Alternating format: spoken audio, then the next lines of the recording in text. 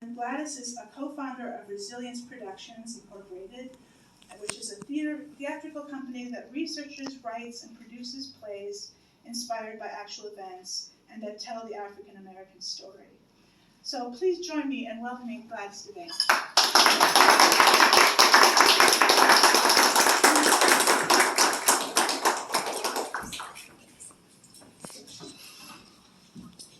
Good evening, and thank you for coming. I would like to tell you first a little bit about the story that I will be reading. This is the voice of Fannie Lou Hamer. The story is a composite of Fannie Lou telling her story of her activism in trying to register blacks to vote in Mississippi. This is an excerpt from the story in the book. It has been condensed in order to meet the time commitment. Left my people. It was September 10th, 1962, when they shot into my house 16 times trying to kill me. This country was sick. It was full of hate, and it needed spiritual healing. I hope when you hear my story, you'll understand how sick this country was and how it still needs spiritual healing. My name is Fannie Lou Hamer. I was the youngest of 19 children. My parents were sharecroppers, and I'm a sharecropper. I done spent my whole life working in the cotton fields from age 6 in Mississippi. I got to the 6th grade in school. And when I did go to school, I only went for 3 months out of the year, because the rest of the time I was helping my mom and papa in the cotton fields. For 18 years, I worked on a plantation 4 miles from Ruleville in Sunflower County, Mississippi. That's the poorest county in the whole United States. And I'm just a poor Christian woman trying hard to make life better for my family and for my people. Now, I might lack what you call sophistication. President Johnson, he didn't think that my speech was polished enough to talk to the senators. And Roy Wilkins called me ignorant.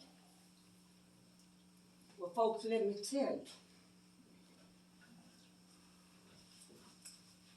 I've been beat within an inch of my life. I carry a blood clot behind my left ear. My kidney don't work right, and I walk with a limp from being beat in the head by the police in Mississippi. I've been shot at, thrown in jail, kicked off the plantation where I worked for 18 years because I wanted to register my people to vote. Now I don't think the folks doing them awful things to me hear one hoop about sophistication, polished speech, or none of that stuff. All they care about is keeping my people down. And all I care about is lifting them up. I seen the injustice and the abuse of my people, and it was clear to me that we'd never get ahead unless something changed. So I started talking to the workers, telling them how we needed to do something to bring about change. Then one Sunday at church, they announced that there was going to be a mass meeting on Monday. So I went to that meeting. And Jim Foreman from the Student Nonviolent Coordinating Committee talked about how we had a constitutional right to vote. He said the 15th Amendment give us that right.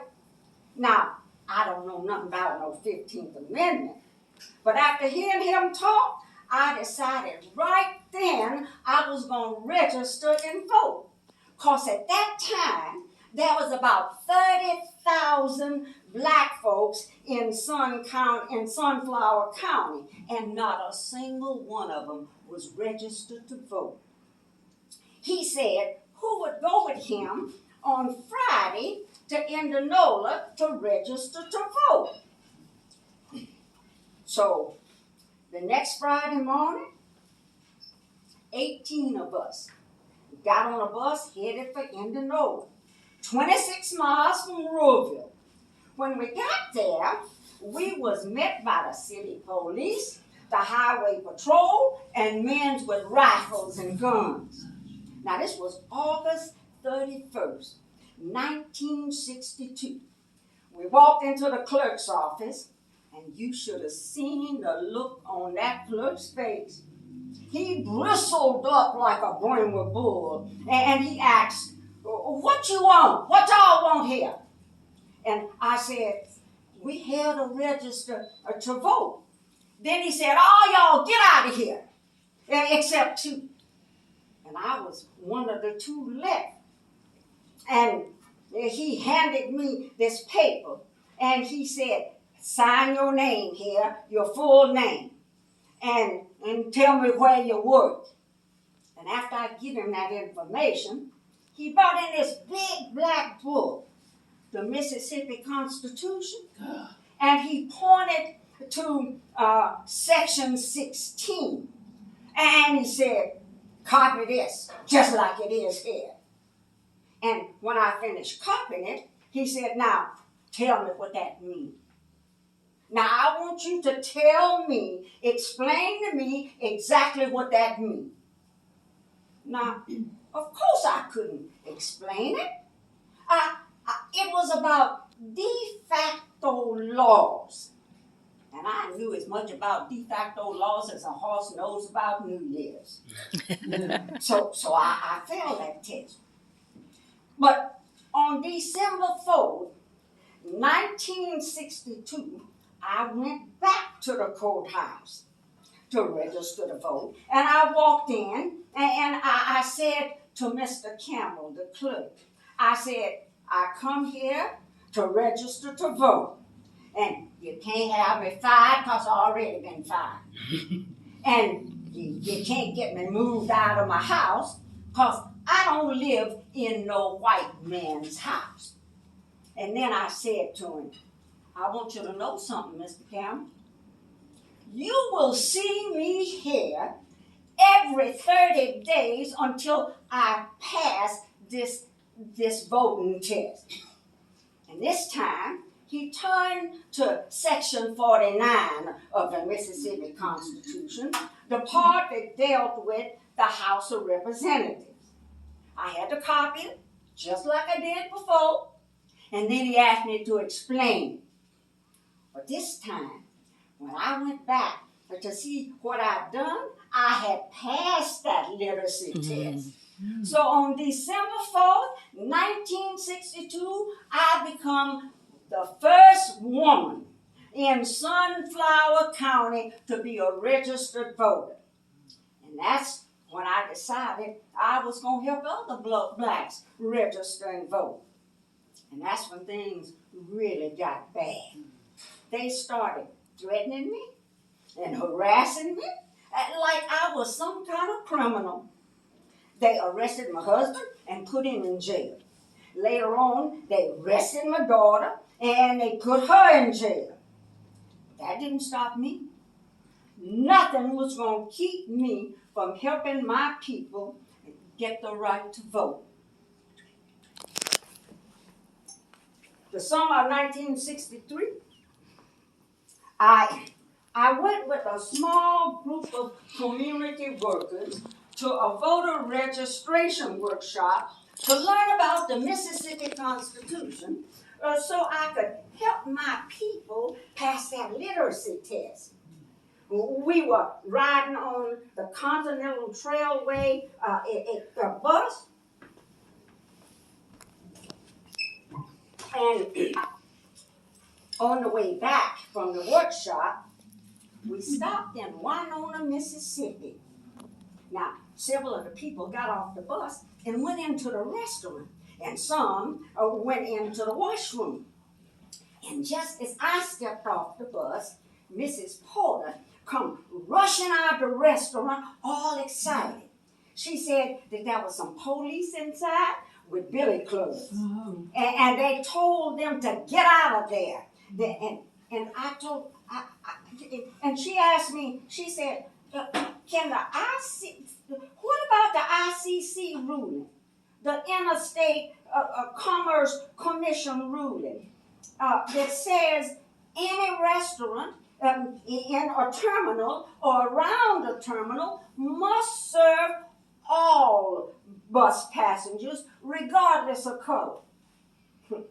And just like I told Miss Porter, this is Mississippi, honey. These folks don't care nothing about no ICC ruling. These white folks can do anything they want to do. So I started to get back on the bus. And I noticed that the police was putting 5 of our people in patrol cars. Mm-hmm. And one of the police seen me, and he yelled, "Get that one there!" And a policeman jumped out of his car, and he grabbed me, and he told me I was under arrest. And they opened the back seat for me to get in, and I bent over to get in, and he kicked me in and slammed the door. And all the way down to the jail, they kept cussing me and asking me questions. And when I tried to answer, they'd yell, "Shut up!" And when I got to the jail, they put us all in different cells. And I began to hear terrible screams. It was awful.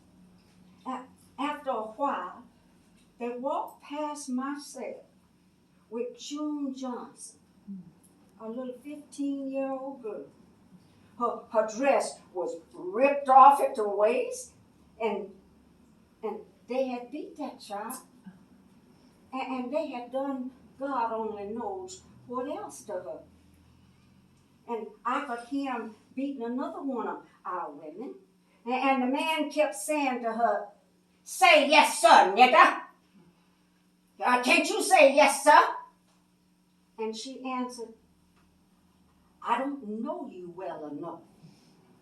And while they was beating her, I heard her ask God to have mercy on them because they didn't know what they was doing. Then these 3 white men come to my cell.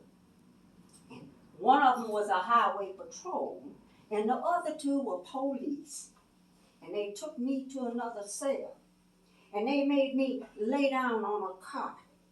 And they brought in 2 Negro prisoners, and they handed one of them a blackjack, and they told him, "Now you beat her, or we gonna beat you." And the first one beat me till he was exhausted and couldn't beat no more.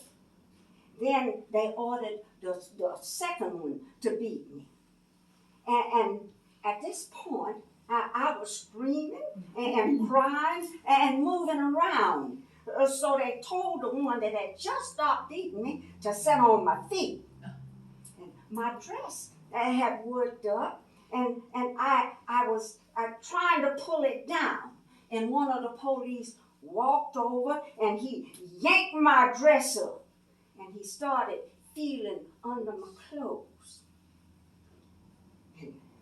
And that felt worse than the beating that they was giving. And they beat and beat and beat, and all the time they was yelling, "Shut up, shut up." But I couldn't stop screaming. So one of them grabbed a club and started beating me in the head.